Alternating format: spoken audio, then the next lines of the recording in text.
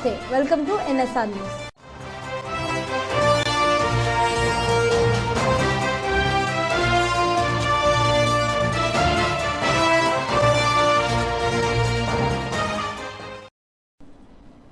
మేడారం మహాజాతర 2024 సందర్భంగా మేడారం గిరిజన సంక్షేమ ఆశ్రమ ఉన్నత పాఠశాల విద్యార్థులతో ప్లాస్టిక్ నిషేధంపై ఆలయం నుంచి జంపన వాగు వరకు, జంపన వాగు నుంచి ఆలయం వరకు అవగాహన ర్యాలీ ప్రారంభోత్సవానికి ఈరోజు project officer ITDA Eturunagaram Ankit IAS హాజరయ్యారు.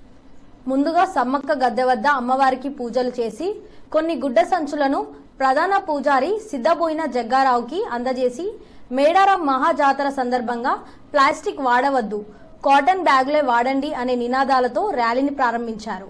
ఆ తర్వాత స్వయంగా భక్తులకు అవగాహన కల్పించి పూజ సామాగ్రిని ప్లాస్టిక్ బ్యాగ్ నుండి క్లాత్ బ్యాగులకు మార్చారు. యాత్రికులకు స్వయంగా క్లాత్ బ్యాగులను అందజేశారు. మేడారం జాతర జరుగుతున్న పనుల పురోగతిపై డిప్యూటీ ఎగ్జిక్యూటివ్ ఇంజనీర్ ఆర్ఎండ్బి, అసిస్టెంట్ ఇంజనీర్ ఆర్డబ్ల్యూఎస్తో మాట్లాడారు. ఆలయ ప్రాంతం నుండి జంపన్న వాగు వరకు క్షేత్ర సందర్శనకు హాజరై జంపన్న వాగు ప్రాంతంలోని పార్కింగ్ స్థలాలు, పోలీస్ అధికారుల ట్రాఫిక్ నిర్వహణ, స్నానఘట్టాలను పరిశీలించారు. డివిజనల్ ఇంజనీర్ ఎన్డీపీసీఎల్, అసిస్టెంట్ ఇంజనీర్ పిఆర్లతో మాట్లాడి మేడారం పరిసర ప్రాంతాల్లో జరుగుతున్న పనుల పురోగతిపై ఆరా తీశారు.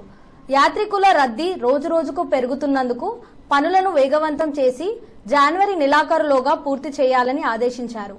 ఈ కార్యక్రమంలో అసిస్టెంట్ ప్రాజెక్ట్ ఆఫీసర్ జై వసంతరావు తదితరులు అధికారులు పాల్గొన్నారు.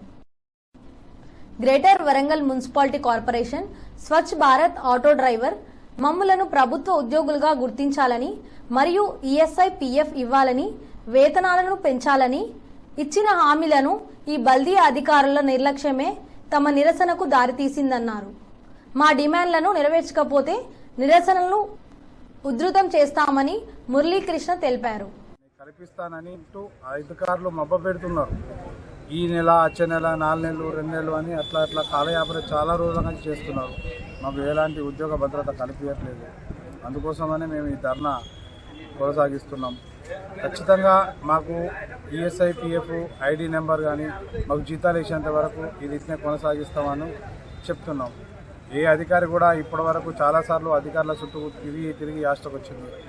గత గవర్నమెంట్ కూడా మాకు మబ్బ పెడుతూ చాలాసార్లు మీకు ఇది ఇస్తాం, అది ఇస్తామని చాలాసార్లు చెప్పింది, కానీ ఏది చేయలేదు. కరోనా టైంలో కూడా మీకు ఈఎస్ఐ పిఎఫ్ ఐడి నెంబర్ మీకు వర్తింపజేస్తాం. ఖచ్చితంగా మీరు కొంచెం కాలయాపన చేస్తూ, వాళ్ళు కొద్ది రోజులు కాలయాపన చేస్తూ మా శ్రమతోపిడి చేస్తున్నారు, కానీ మాకు ఎలాంటి న్యాయం చేయట్లేదు.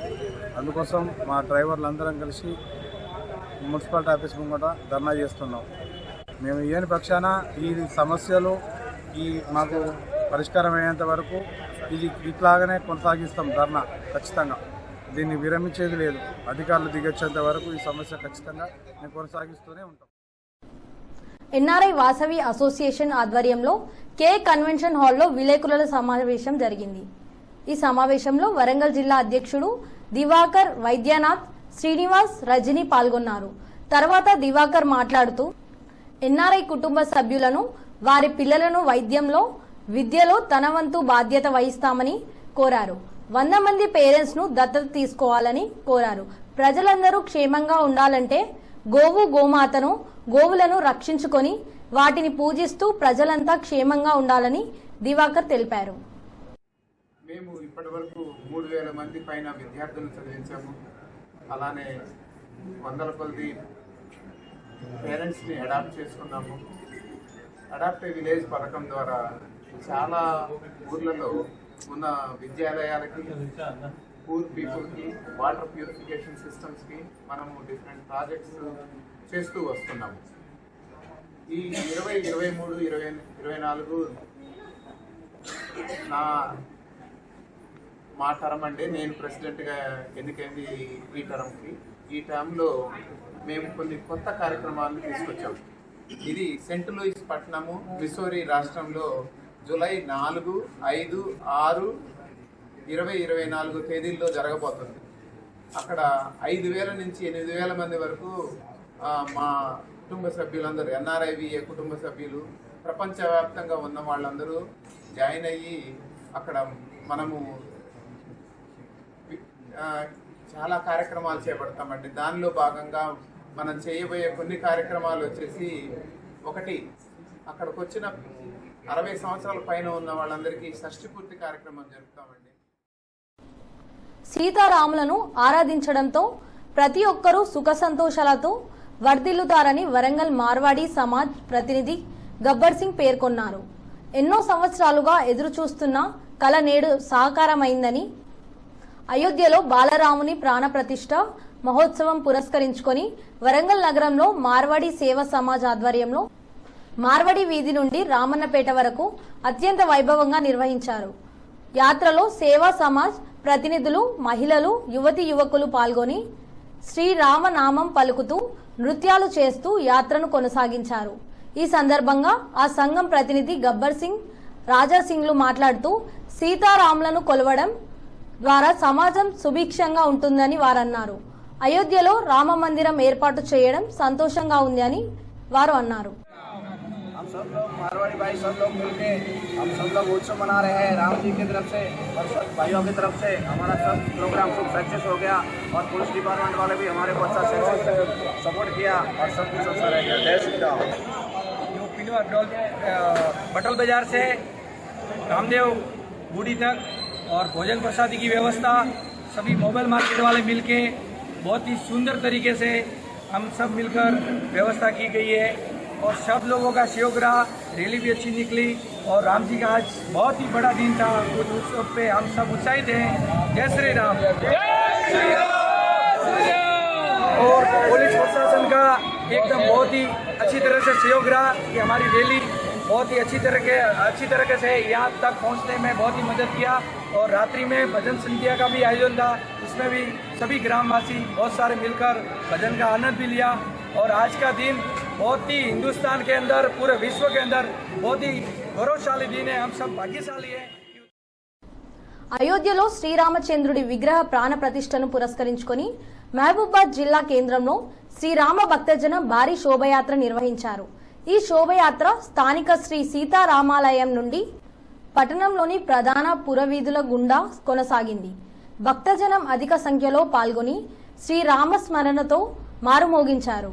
ఈ శోభయాత్రలో చిన్నారులు, సీతారామ లక్ష్మణులు, ఆంజనేయ స్వాములు వేషధారణలు వేసి ప్రత్యేక ఆకర్షణగా నిలిచాయి.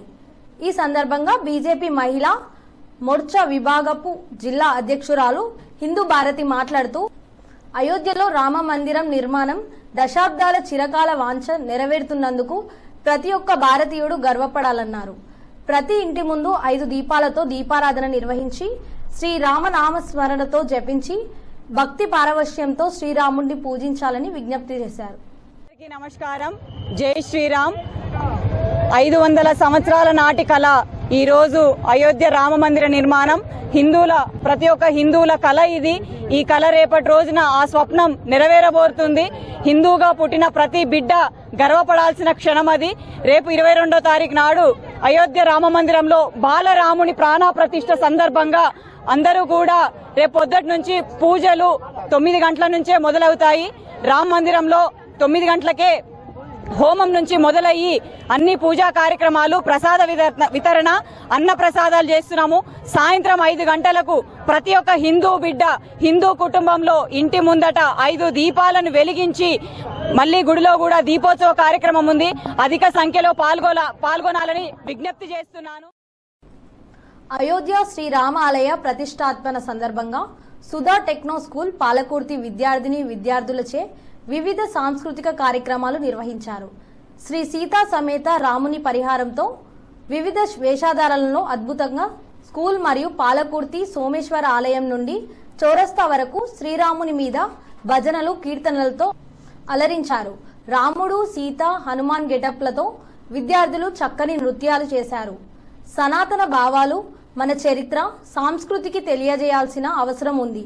100 ఏండ్లగా ఎదురు చూసిన అయోధ్య రామాలయం పునర్నిర్మాణం అత్యంత గొప్ప విషయమని తెలియజేశారు. ఈ కార్యక్రమంలో డైరెక్టర్ రాపాక విజయ్, ఉపాధ్యాయులతో పాటు వికాస తరంగిణి, లయన్స్ క్లబ్ నాయకులు, బీజేపీ, వివిధ హిందూ సంఘాలు పాల్గొన్నాయి. నాగ్పూర్ హైదరాబాద్ 363 జాతీయ రహదారిపై లారీ బైక్ ఢీకొని బైక్పై ఉన్న ముగ్గురులో 2 తల్లి కొడుకులు మృతి చెందగా మరొకరికి తీవ్ర గాయాలయ్యాయి. వీరిలో బట్టుపల్లి గ్రామంలోని లక్ష్మీనగర్ కాలనీకి చెందిన షేక్ రజక్ హుసేన్ భార్య జైరా మరియు కుమారుడు ఆసిఫ్గా గుర్తించారు.